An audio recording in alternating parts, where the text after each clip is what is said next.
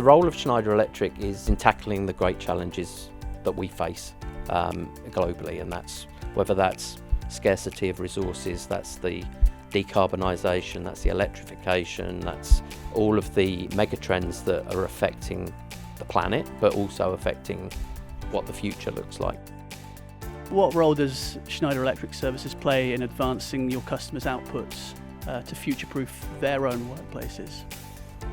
It's kind of the gel that's going to connect all of that together, right? So if you think about the skills, you think about the challenges, you think about electrification happening faster than any time, digitisation happening faster than any time. We're seeing the advancements of AI starting to add real meaningful benefits, but now we're becoming very consciously aware of the environmental cost of AI in it consuming far greater levels of energy than the historic data centres have been consuming, and we need to come up with solutions for these, and Schneider believe that all the technology we need exists in the world today to solve the problem. Now what we've got to do is turn ideals and theories and plans into action that actually drive meaningful change.